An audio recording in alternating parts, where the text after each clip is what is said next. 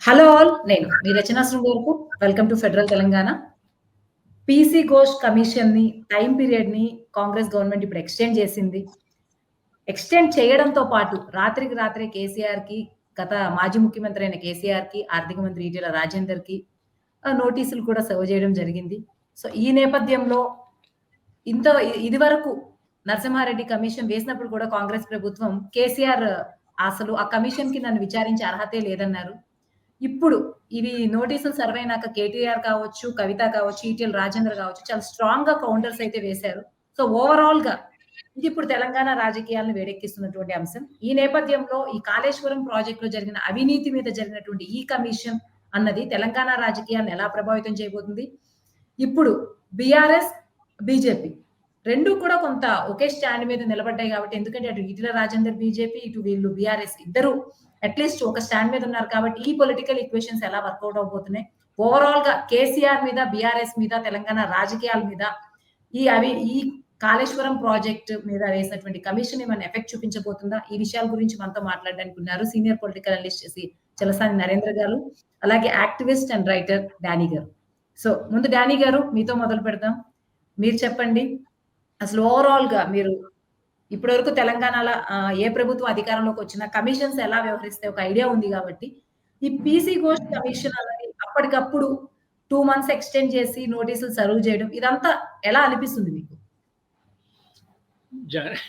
PC Ghosh commission ఇందులో పనిచేయాల. దాన్ని నియమించి కొన్ని నెలలు అయినప్పుడు ఇందులో పనిచేయాల. ఈ ఎక్స్టెన్షన్ వచ్చిన తర్వాత అనేది మళ్ళీ పనిచేయడం మొదలుపెట్టింది అది. ఇంతవరకు ఆ కమిటీ పనిచేయలేదు. నరసింహారెడ్డి గారి కమిషన్ వేరు. నరసింహారెడ్డి గారి కమిషన్ ఓవర్ యాక్షన్ చేసింది. అంటే సమ్మలు పంపడానికి ముందే ఆరోపణలు చేసింది. ఏ జడ్జి కూడా హక్కు లేదు.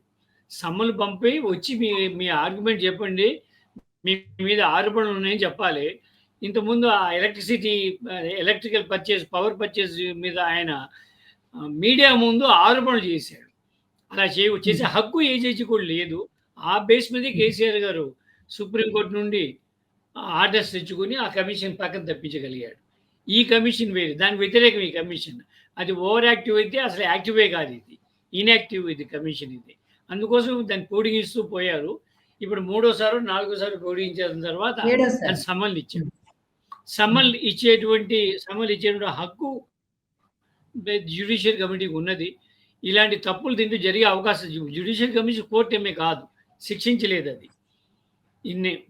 ఈ నేరానికి శిక్షణ చెప్పే హక్కు కూడా దానికి ఏమీ లేదు. కాకపోతే ఈ ప్రాంతంలో అవకతవకలు జరిగినట్టుగా మాకు అనిపిస్తున్నదని ఒక రిపోర్ట్ ఇవ్వగలరు. ఆ రిపోర్ట్ని బేస్ చేసుకుని స్టేట్ గవర్నమెంట్ ఏం యాక్షన్ తీసుకుంటుందని కూడా ఉంటుంది. ఇప్పుడు ఈటెల రాజేంద్ర గారు ఏమో కేంద్ర ప్రభుత్వంలో ఉన్నారు, ఆ పార్టీలో ఉన్నారు దగ్గరగా, బీజేపీ ఎంపీ ఆయన మల్కాజ్గిరి నుండి. బీఆర్ఎస్ ప్రతిపక్షంగా ఉన్నది, కాంగ్రెస్. ఈ ట్రయాంగిల్ ఫైట్ ఒకటి ఉన్నది. బహుశా కాంగ్రెస్ వ్యతిరేకంగాను ఆ రెండు పార్టీలు ఏకమైనా కూడా ఏకం కావచ్చు. అయితే దీని మీద చాలా ఆరోపణలు ఉన్నాయి. మరి ముఖ్యంగా విజిబుల్ ఆరోపణలు, మామూలు మనిషి కూడా నమ్మేటువంటి వారాలు ఉన్నాయి. కోటిగడ్డ దగ్గర బ్యారేజ్ కూలిపోయింది ఏకంగా. 19, 20, 21 పిల్లర్స్ కుంగిపోయినాయి భూమిలోకి. మొదటి నుండి కూడా దీని మీద అసలు ఇది కాంట్రవర్షియల్ ప్రాజెక్ట్. ఇది కాళేశ్వరం అనేది కాంట్రవర్షియల్ ప్రాజెక్ట్. ఇంతకుముందు ప్రాణహిత చేపట్టిన ప్రాజెక్టు ఒకటి ఉండేది. వైఎస్ టైంలో జలయజ్ఞంలో భాగంగా దాన్ని కన్సీవ్ చేశారు. కేసీఆర్ వచ్చిన తర్వాత దాన్ని ఏం చేశారంటే పొలిటికల్ పార్టీలకు ప్రెషర్స్ ఇవన్నీ కూడా అంతకన్నా గొప్పది మేము చేస్తున్నామని చెప్పడానికి ట్రై చేసి దాన్ని ఇంత పెద్దది చేశారు. ఇంద్రావతి, ప్రాణహిత, గోదావరి ఈ మూడు కలిపి కింద నుండి పై నుండి కింద నీళ్లకు గ్రావిటేషన్ ఫోర్స్ మీద నీళ్లు వెళ్ళేదే చాలా తక్కువ రేట్లో అవుతుంది. అలా కావున ఎక్కించి దింపాలంటే అది తయారు చేసే కరెంటే దాన్ని ఖర్చు అయిపోయే పరిస్థితి ఉంటుంది. ఇది పై నుండి కిందకి, కింద నుండి పైకి తీసుకొచ్చి దాన్ని ఏదో చేశారు. పైగా అది ఒరిజినల్గా 38,000 కోట్ల ప్రాజెక్ట్ ఏదైతే దాన్ని 1,50,000 కోట్లకు పెంచారు. ఇప్పుడు అప్డేట్ ఎంత ఉందో నాకు ఐడియా లేదు. నేను 2 ఇయర్స్ బ్యాక్ సంగతి చెబుతున్నాను. 1,50,000 కోట్లకు తీసుకెళ్లారు. అది అప్డేట్ ఎంత ఉందో ఇంకో 20 కోట్లు పెంచి ఉంటారు. డబ్బులు అలా పెంచేస్తూ పోతుంటారు. ప్రాజెక్ట్ 45 లక్షల టీఎంసీ, 45 లక్షల ఎకరాలు నీళ్ళు ఇస్తామని చెప్తున్నారు. 250 టీఎంసీల లెక్క చెప్తున్నారు. ఏమిటో ఆ లెక్కలకి దానికి పొంతన అది కూడా లేదు. జనరల్గా ఒక టీఎంసీ 10,000 ఎకరాలకి అలా వస్తది. జనరల్‌గానే ఏదైతే. దాన్ని ఏదో లెక్కలు చెప్పి ఆరు తడనో ఏదో మారుస్తారు అట్లా. పొలిటీషియన్స్ మార్చాలని ఇష్టం వచ్చినట్టు మార్చవచ్చు. కానీ మామూలు మన భాషలో అర్థం అవ్వాలంటే అది 4 లేదా 5 పోలవరం ప్రాజెక్టులు లేదా 4, 5 Dhavaleswaram project, 4, 5 Krishna barrage project. అంత పెద్ద ప్రాజెక్టే. జనరల్‌గా ఆంధ్రప్రదేశ్ అనగానే మనం ఈ ప్రాజెక్టులు పెద్దవి అనుకుంటుంటాం మనం. నాగార్జున సాగరు, ఇప్పుడు కడుతున్న పోలవరము, రాజమండ్రి ధవళేశ్వరము, విజయవాడ ప్రకాశం బ్యారేజ్ అనుకుంటుంటాం మనం. దీనికి 4 రెట్లు ప్రాజెక్ట్ అది. వాడే నీళ్లు అంతా ఆ స్థాయిలో, ప్రాజెక్ట్ కాస్ట్ ఆ స్థాయిలో అలా పెట్టారది. దాంట్లో కాంట్రవర్సీ సహజంగానే వస్తాయి. ఎప్పుడైతే ఇది కుంగిపోయిందో, వచ్చిన ఆరోపణలు నిజమనేటువంటి అభిప్రాయం కూడా జనంలో ఇప్పుడు ఉన్నది. కుంగిపోయింది కాబట్టి. ఎందుకంటే డీపీఆర్ దగ్గరే తప్పు జరిగి ఉంటుంది. సెంట్రల్ గవర్నమెంట్ కూడా తప్పు పట్టింది.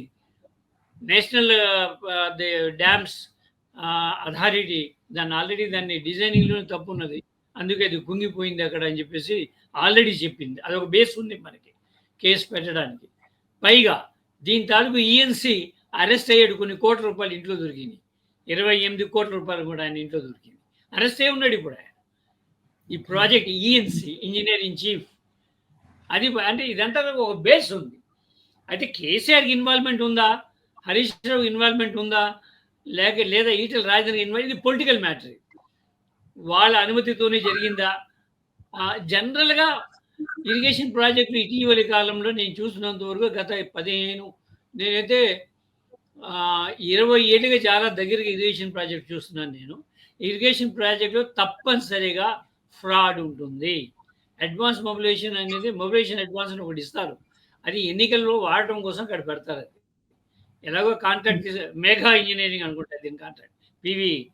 ఆయన పేరు ఉంది కదా, పివి కృష్ణారెడ్డి గారు. ఆయనది కాంట్రాక్ట్ ఇది. మేజర్ కాంట్రాక్ట్ అయింది. వాళ్ళకి ఏం చేస్తే మొబిలైజేషన్ అడ్వాన్స్ ఇస్తారు. ఎన్నికల లోకల్ ఎలాగో మా 10% గవర్నమెంట్ ఇవ్వాలి కాబట్టి 15% అది లోకల్ ఎన్నికలు మీరు ఖర్చు పెట్టండి. మళ్ళా డబ్బులు మేము ఎన్నికల సమయంలో హైదరాబాద్ హెడ్ క్వార్టర్ నుండి జీపుల్లోనూ దేంట్లోనూ పంపడంలో రిస్క్ ఎక్కువ. మీరు లోకల్‌గా పనిచేయండి అని చెప్తారు. చాలా ఇరిగేషన్ ప్రాజెక్టులు ఇలాగే జరుగుతుంది. మొబిలైజేషన్ అడ్వాన్స్ ఎందుకు ఇస్తారంటే ఎన్నికలకు ఖర్చు పెట్టడం కోసం ఇస్తారు. ఇది ఒక ప్రాక్టీస్. నేను 2004 ఎన్నికల దగ్గర నుండి చూస్తున్నాను. ఇది ఒక ప్రాక్టీస్ ఇది. అంటే ఎవరు ఒప్పుకోరు. అదే దొరికినప్పుడు అది వేరే చర్చ అది.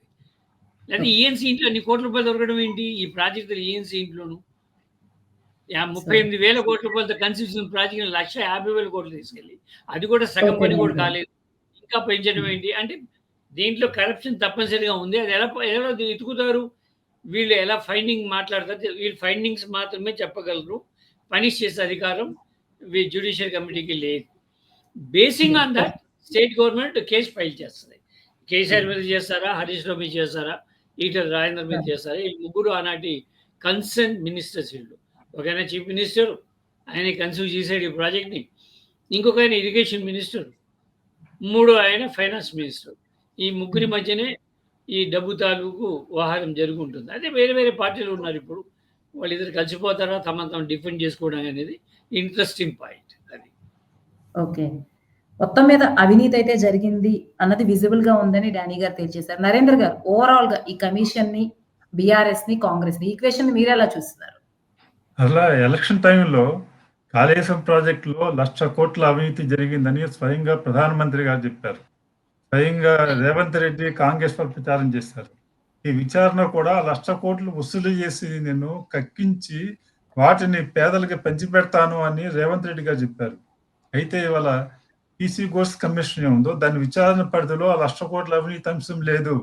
కేవలము 3 బ్యారేజీల యొక్క సాంకేతిక అంశాలు అవి ఏ విధంగా నిర్మించారో, లోపాలు ఉన్నాయా, ఎందుకు కుంగిపోయి మాత్రమే విచారణ జరుగుతుంది. మొత్తం ప్రాజెక్టులో జరిగినటువంటి అవినీతి అంశాలు ఈ విచారణ కమిషన్ పరిధిలో లేదు. కాబట్టి దాని అవినీతిని కక్కించడం కోసం ఈ ప్రభుత్వం ప్రయత్నం చేయట్లేదు.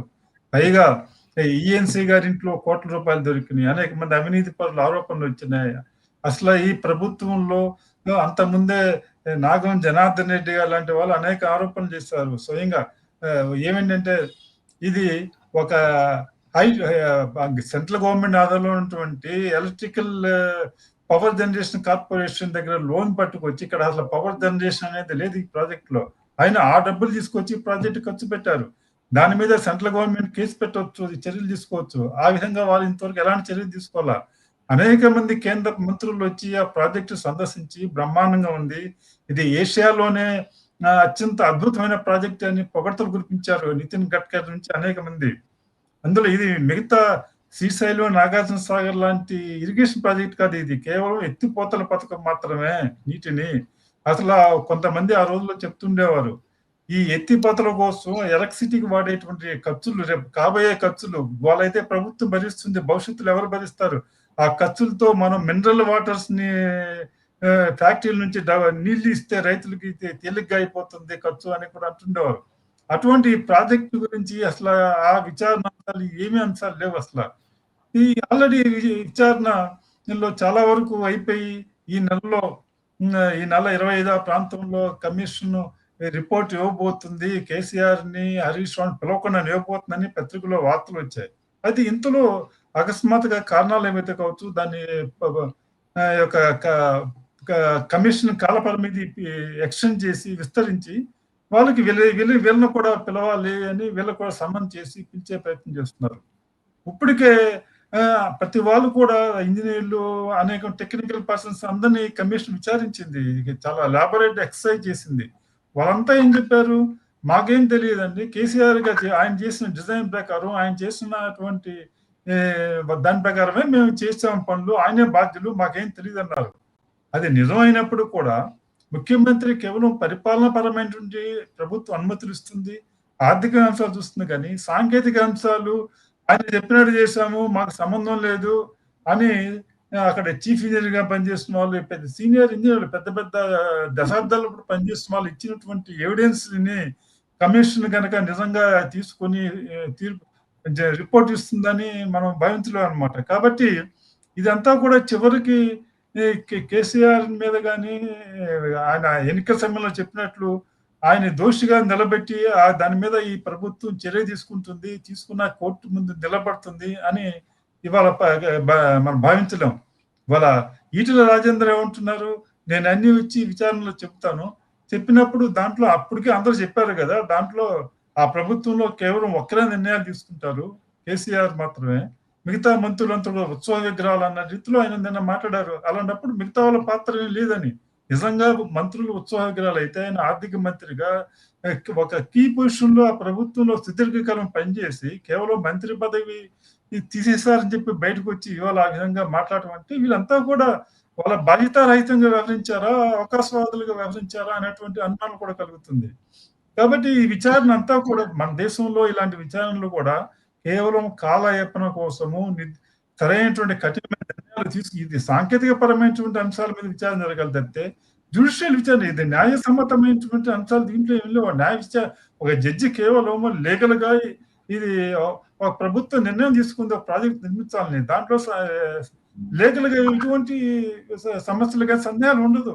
సాంకేతికమైన అంశాలు సాంకేతిక పరంగా పాటించారా లేదా, దాంట్లో ఏ విధంగా జరిగింది, ఆ విషయాల మీద విచారణ జరగాలంటే అది ఒక జ్యుడిషియల్ కమిషన్ పరిధిలోకి ఏ విధంగా వస్తుందో నాకు అర్థం కాదు.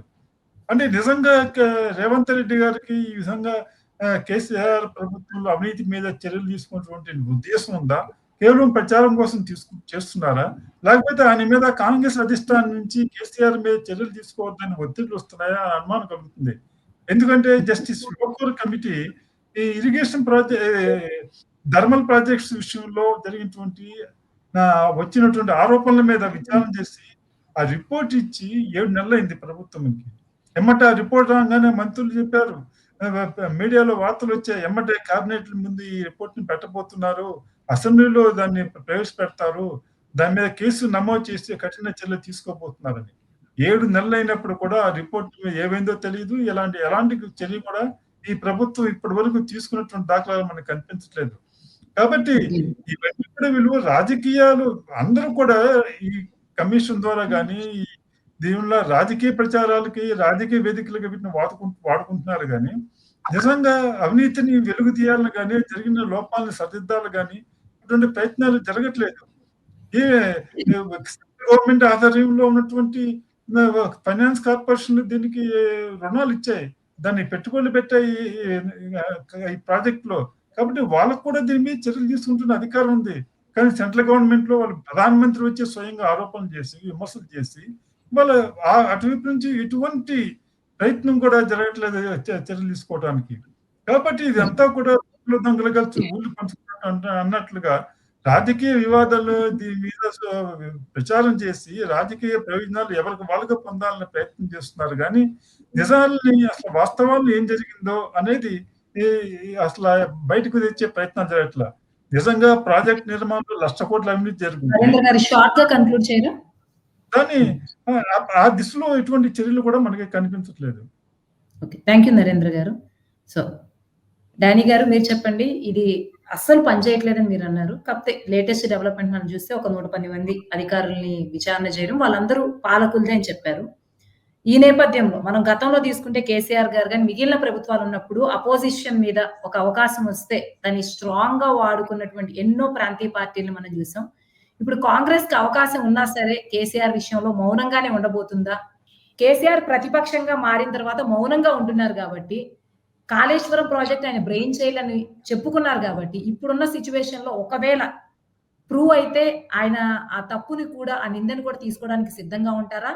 అట్‌లీస్ట్ కాంగ్రెస్ దీన్నైనా ఉపయోగించుకుని బీఆర్ఎస్‌ని కార్నర్ చేయగలుగుతుంది.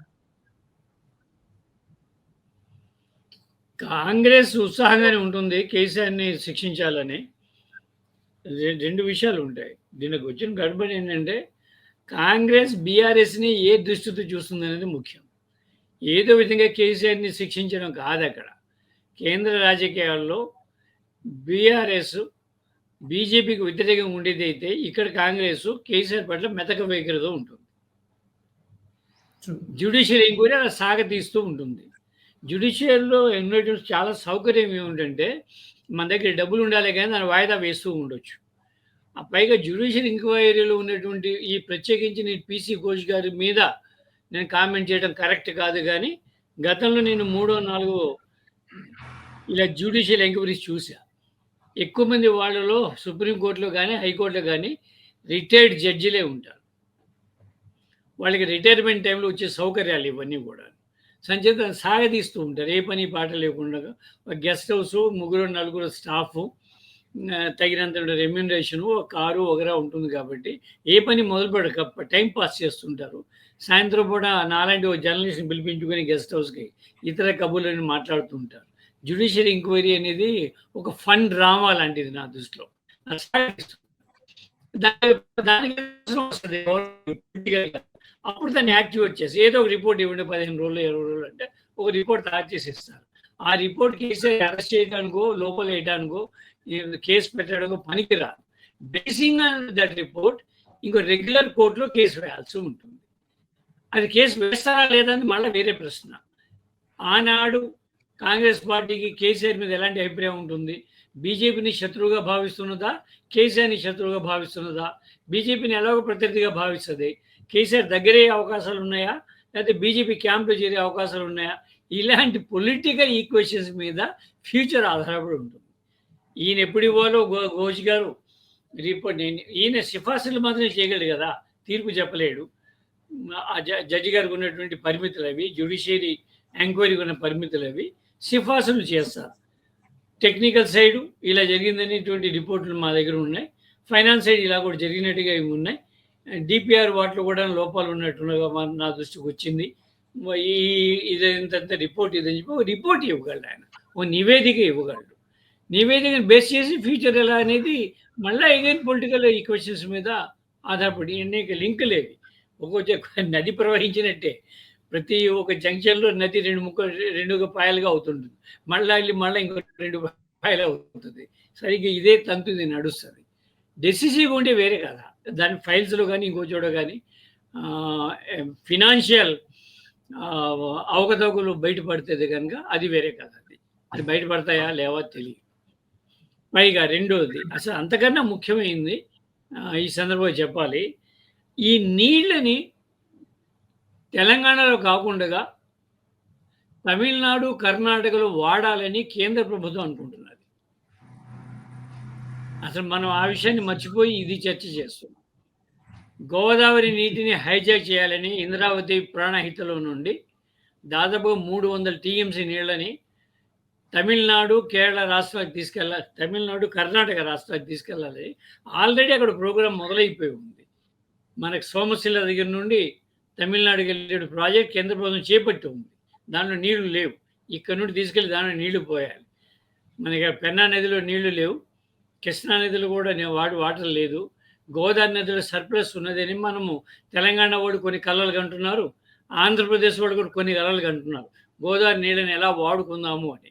ఈ మొత్తం నీళ్ళని పోలవరం వరకు రాకుండానే ముందుగానే ఆ ప్రాణహిత ఇంద్రావతి నుండి తమిళనాడుకి తీసుకెళ్లడం ఎలాగనేటువంటి ప్రయత్నంలో కేంద్ర ప్రభుత్వం ఉంది. దాని డిపిఆర్ తయారైపోయింది.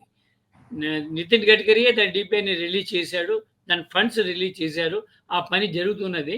ఈ నీళ్లు తీసుకుని దాన్ని కలపాలి. దీని మీద కేంద్ర ప్రభుత్వం యొక్క స్టాండ్ ఎలా ఉంటుంది, రాజకీయ అవసరం ఎలా ఉంటుంది. ఎందుకంటే బీజేపీకి కర్ణాటకలో కొంత బలం ఉన్నది, గతంలో పరిపాలన కూడా చేసింది, ఇంకోసారి రావాలనుకుంటున్నది. తమిళనాడులో తన ప్రధాన శత్రువు భారతదేశం మొత్తం మీద తమిళనాడు ఇప్పుడు ఇవాళ అధికారంలో ఉన్నది రాజకీయంగాను. వాళ్ళిద్దరి ఓట్లు తను పొందాలంటే వాళ్ళు నీళ్లు కావాలి. తమిళనాడు పాపం ఆ కావేరి నది మీద కొద్దిపాటి నీళ్ళ మీద కొట్టుకుంటుంటారు మాట ముందు తమిళనాడు, కర్ణాటక వాళ్ళు. దాన్ని సాల్వ్ మనం బుద్ధి లేని వాళ్ళం. మనం ఆంధ్రప్రదేశ్ వాళ్ళు కానీ ఇలా అన్నందుకు ఏం తెలంగాణ వాళ్ళు కానీ చిన్న చిన్న రాజకీయ విషయాలు మనం గొడవ పడుతుంటాం. కానీ ఒక వరంగా మనకి ప్రకృతి ఇచ్చిన వరంగా 2 గొప్ప నదులు ఉన్నాయి. ఆ 2 నీళ్ళని ఎలా వాడుకోవాలనే జ్ఞానం మనకు లేదు. మిగతా వాళ్ళు చాలా ముందు ఉన్నారు. కర్ణాటక వాళ్ళు కానీ, కర్ణాటక వాళ్ళు ఆల్మట్టి ఎప్పుడు కట్టారు? వాళ్ళు పోలవరం కడితే వచ్చే నీళ్ళని పెట్టుకోవడం కోసం 20 ఏళ్ళ క్రితం ఆల్మట్టి కట్టుకున్నారు. వాళ్ళు 20 years బ్యాక్ ఆల్మట్టి ఎత్తు పెరగడం అనేది 20 years బ్యాక్ సంగతి కదా అది. చంద్రబాబు నాయుడు గారు అంత ముందు చూపు మనకి లేదు. మన చిన్న చిన్న రాజకీయాలు, చెత్త రాజకీయాలు అవి మాట్లాడుతుంటాం. 2 గొప్ప నదులు ఉన్నాయి, దాన్ని కాపాడుకోవడం మన చేత కాదు. బోత్ తెలంగాణ వాళ్ళకి, ఆంధ్ర వాళ్ళు కూడా చెప్తున్నాను నేను. నరేంద్ర గారు మీరు చెప్పండి. పొలిటికల్ ఈక్వేషన్స్ లో ఎప్పుడు కూడా పొలిటికల్ ఈక్వేషన్ లో అసలు ఇప్పుడు ఎవరు ఎటువైపు ఉన్నారు అనేది తెలంగాణలో చెప్పడం చాలా కష్టం. ఎందుకంటే కేసీఆర్ గారు మన కాంగ్రెస్ ని విమర్శలు చేస్తున్నారు కానీ బీజేపీని అనట్లేదు. మరొక రేవంత్ రెడ్డి ఒక పక్కన పైకి ఇక్కడ ప్రధానమంత్రిని బీజేపీని తిరుగుతున్నా కూడా ఢిల్లీలో వాళ్ళకి దగ్గర అవుతున్నాడు. కానీ కాంగ్రెస్ అధిష్టానమే కొంచెం దూరం పెడుతూ ఉన్న పరిస్థితి ఉంది. ఆయన చెక్ చేయాలి, లేకపోతే ఎదురు వెళ్ళిపోతాడని. ఇక్కడ బీజేపీ నాయకులు కూడా ఇక్కడ ఒకటి మాట్లాడతారు, ఢిల్లీలో విధంగా చేస్తుంటారు. కాబట్టి ఇక్కడ ఎవరు ఎటువైపు ఉన్నారు, ఏంటి, రేపు రేవంత్ రెడ్డి ఏ పార్టీలో ఉంటారు అనేది అన్ని కూడా మనం ఇవాళ చెప్పలేము అనమాట, రాజకీయ పరిణామాలు. అందుకునే తెలంగాణ విషయంలో కేంద్ర ప్రభుత్వం కూడా ఏ విషయంలో కూడా అటు రేవంత్ రెడ్డికి వ్యతిరేకంగా కానీ అనుకూలంగా కానీ ఇటు బీఆర్ఎస్ పెట్టే విధంగా కూడా కేంద్ర ప్రభుత్వం ఇంతవరకు వ్యవహరించట్లేదు. ఇక్కడ రాజకీయ విమర్శలు చేస్తున్నారు కానీ వ్యవహరించట్లేదు. అటువంటి పరిస్థితి తెలంగాణలో ఇవాళ కనిపిస్తుంది. రేపు ఎవరు ఈ రాజకీయ పరిణామాలు ఎలా మారుతాయి, ఎవరు ఇటుంటారు, ఇటు వస్తారు అనేటువంటి పరిస్థితులు నెలకొన్నాయి. సాధారణంగా ఇవాళ ఇలాంటి మెగా ప్రాజెక్టులు భారతదేశంలో ఏవైనా కూడా వాటిని ఇవాళ కాంట్రాక్టుల ద్వారా కాంట్రాక్టుల మయం అయిపోయి ఆయన చెప్పారు ఏ విధంగా అడ్వాన్స్ మొబిలైజేషన్ నిధులు ఇచ్చి అది మన ఆంధ్రప్రదేశ్ లో చంద్రబాబు నాయుడు గారు ప్రారంభించారు. దాన్ని పరిమిత స్థాయిలో దాన్ని రాజశేఖర రెడ్డి గారు విస్తృతంగా దాన్ని అలవాటుని బాగా వ్యాప్తి చేసి ఇవాళ అందరూ కూడా ఆనాడు రాజశేఖర విమర్శించిన వాళ్ళు కూడా ప్రతి ప్రభుత్వం ఇవాళ వాటిని వాడుకుంటుంది. అసలు ముందు వీళ్ళు కాంట్రాక్ట్ తీసుకుని మొబిలైజేషన్ అడ్వాన్స్ తీసుకుని బ్యాంకులో లోన్లు తీసుకుంటారా, పలానా గవర్నమెంట్ కాంట్రాక్ట్ ఇచ్చిందని. వీళ్ళు కాంట్రాక్ట్ తీసుకున్న పని ఏం చేయకుండా వాళ్ళు సబ్ కాంట్రాక్ట్ ఇచ్చి వేరే వాళ్ళతో చేపిస్తారు. వాళ్ళు పెట్టుబడి పెట్టుకోవాలి. వీళ్ళు ఈ డబ్బులు తీసుకుని బయట వేరే రొటేషన్ చేసుకుంటూ వేరే ఇన్వెస్ట్మెంట్ చేసుకుంటారు అనమాట. ఈ బ్యాంకులు ఇచ్చినాయి, బ్యాంకులకి అమౌంట్ పే చేయరు, ఇలా గవర్నమెంట్ తీసుకున్న వర్క్స్ పూర్తి చేయరు. దానివల్ల బ్యాంకులు వాళ్ళకి ఎక్కువగా మొండి బకాయిలు పెరిగిపోతూ వస్తున్నాయి. ఈ విధంగా ఒక విషవలయం సాగుతుంది. అదే విధంగా ఈ ప్రాజెక్టులు ఎవరికి ఇవ్వాలనే విషయంలో ముందే ప్రభుత్వాలు టెండర్ ముందే నిర్ణయిస్తాయి వాళ్ళకి ఇవ్వాలని. ఆ టెండర్లను కూడా వాళ్ళనే తయారు చేయమంటారు. ఆ కాంట్రాక్ట్ చేస్తే ఆయన ఏం చేస్తాడు, తాను తప్ప మరి ఎవరు కూడా దానికి ఎలిజిబిలిటీ లేకుండా ఆ ప్రాజెక్ట్కి ఆ విధంగా టెండర్ రూల్స్ అన్ని కూడా తయారు చేస్తారన్నమాట. ఆ విధంగా ఇది ఒక విశ్వవిద్యాలయం లాగా జరుగుతుంది. లేకపోతే ఈ విధంగా కాంట్రాక్టుల్లో చెప్పు చేతుల్లో గల ప్రభుత్వాలు కానీ యంత్రాంగాలు కానీ నడుస్తున్నటువంటి ఒక విచిత్రమైన పరిస్థితి దేశవ్యాప్తంగా ఉంది. కేవలం మన తెలుగు రాష్ట్రాల్లో కాదు, ఇవాళ దేశవ్యాప్తంగా అటువంటి పరిస్థితి ముఖ్యంగా అది తెలుగు కాంట్రాక్టులే వెళ్ళి ఇలాంటి అలవాటుని ఉత్తరాది రాష్ట్రాలు కూడా అలవాటు చేసి ప్రభుత్వాలకి ఇది ఒక విశ్వవిద్యాలయంగా చేసినటువంటి ఘనత మన తెలుగు వాళ్ళకి ఈ విషయంలో దక్కుతుందన్నమాట. అటువంటి పరిస్థితుల్లో ఇవాళ రేవంత్ రెడ్డి ఇంత మాట్లాడినా కూడా ఒక కేసీఆర్ ప్రభుత్వం చేపట్టిన ఒక్క కాంట్రాక్టర్ మీద కూడా ఎలాంటి చర్య తీసుకోలేదు. వాడి మీద కనీసం విచారణ కూడా చేయలేదన్నమాట. ఆ విధంగా జరుగుతుంది. అల్టిమేట్ గా ఇవాళ ఈ ప్రస్తుతం ఈ విచారణలో కాళేశ్వరం ప్రాజెక్టులో కూడా సాంకేతిక అంశాలకు మాత్రమే ఇవాళ విచారణ జరుగుతుంది. ఆ 3 బ్యారేజీలు నిర్మాణంలో ఏ విధంగా జరిగింది, లోపాలు ఏంటి, దాన్ని ఏ విధంగా సరిదిద్దాలనే విషయంలోనే అక్కడ అవినీతి గురించి కానీ దాంట్లో పరిపాలన ఇతర అంశాలు విచారణ పరిధిలో ఉన్నట్టు ఎక్కడ కనిపించట్లేదు. వాటి మీద కమిషన్ కూడా ఇలా దృష్టి సారించినట్లేదు. కాబట్టి ఇది అంటే ఇప్పుడు మొదట్లోనే కమిషన్ నియమించడంలోనే కీలకమైన అంశాల నుంచి పరిధిలో రాకుండా రేవంత్ రెడ్డి ప్రభుత్వం జాగ్రత్త పడింది. కాబట్టి ఇదంతా కూడా కేవలం ఒక పొలిటికల్ గా కొంచెం ఒక లబ్ధి పొందడం కోసం అందరూ దీని ద్వారా ప్రయత్నం చేస్తుంటూ సహజంగా జరుగుతూ ఉంది ఇది. ఓకే, ఓవరాల్ గా నరేంద్ర గారు, డానీ గారు చర్చ ముగింపుకు వచ్చాము. ఒకే ఒక క్వశ్చన్, దానికి మీ ఇద్దరు కన్క్లూడ్ చేయండి. ఇటువంటి కమిషన్లు వల్ల అసలు ఏమన్నా ప్రయోజనం ఉందా? జస్ట్ ఒక టైం ఎక్స్టెండింగ్ ఏదైనా విషయాల్ని మళ్లించడానికి చేసే చర్యలేనా? నిజంగా ఇటువంటి కమిషన్ల వల్ల రాష్ట్రాలు బాగుపడిన సందర్భాలు ఏమైనా ఉన్నాయి? దీంతో మీ ఇద్దరు కన్క్లూడ్ చేయండి. ముందు డానీ గారు మీరు. ఈ కమిషన్లన్నీ కూడా బేసిక్ ఇలా జరిగి ఉంటుంది అని చెప్పేసి చెప్తుంది. ఇలాంటి జాగ్రత్తలు తీసుకోమని చెప్తుంది. అంతే ఓ నివేదిక ఇస్తుంది అంతవరకు. తీర్పులు ఇవి చెప్పే అవకాశం ఉండదు కదా, కమిషన్ ఉండదు. ఓ నివేదిక ఇస్తుంది. ఫలానా చోట అవకతవకలు జరిగిందని కానీ, లోపం జరిగిందని కానీ, తప్పు జరిగిందని కానీ ఇస్తుంది. నేరము నేరాలు కూడా శిక్ష అనే పద్ధతిలో కాకుండా ఇది ఒక ప్రాసెస్లో ఈ లోపాలు ఉన్నాయని నివేదిక ఇస్తుంది. దాని మీద గవర్నమెంట్ ఎలా రియాక్ట్ అవుతుంది అనేది, ఏ కోర్టులకు వెళ్తుంది అనేది అది తర్వాత సంగతి. అంతే, అంతకన్నా పెద్ద ఏం జరగదు. ఓకే, కోటపల్లి వగరాల మీద చంద్రబాబు నాయుడు గారి టైంలో జరిగిందని అశోక్ గజపతిరాజు గారు అటెండ్ అవడం నేను చూసాను. స్వయంగా నేను రిపోర్ట్ చేశాను దాన్ని. పాలడుగు ఆయన పేరు ఉంది, ఆయన జడ్జి గారు. నేను పాలడుగు వెంకట్రావు గారు ఏమో మన మంత్రి అండి. జడ్జి గారి ఇంటి పేరు కూడా పాలడుగే. ఆయన ఏమో వెంకటేశ్వర న్యూస్లో పేపర్ లీకేజ్ స్కామ్ చేశారు. దాని తర్వాత రాజశేఖర రెడ్డి గారి టైంలో ఈస్ట్ గోదావరిలో ఓ డ్యామ్ విషయంలో జరిగినట్టు దాంట్లో అశోక్ గజపతి రాజు గారిని పిలిపించి ఈయన పీజేఆర్ గారు కేసు వేశారు అప్పట్లో. అది నేను కవర్ చేశాను అన్నది. దాంట్లో కూడా ఏం జరగదు. అడుగుతారు, ఆయన మినిస్టర్ ఏం చెప్తాడు? ఈఎన్సీ చెప్పాడు, నేను చేశాను, ఇంజనీర్లు డిపిఆర్ నేను తయారు చేయను కదా, డిపిఆర్ వాళ్ళు చేస్తారు, నేను గ్రాంట్ చేస్తాను.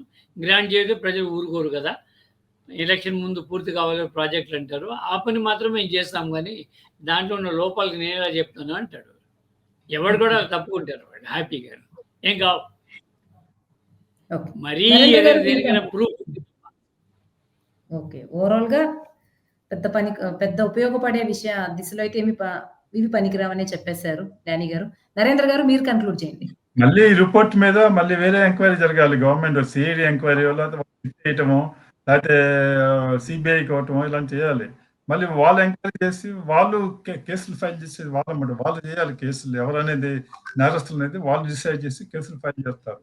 ఇటువంటి దేశంలో పెద్ద పెద్ద కమిషన్లు, రాజీవ్ గాంధీ హత్య లాంటి విషయాల్లో జరిగినటువంటి మీద జరిగిన కమిషన్ కానీ, సిట్ కానీ, వాళ్ళే అనేక విషయాల మీద దర్యాప్తు చేయకుండా వదిలేశారు.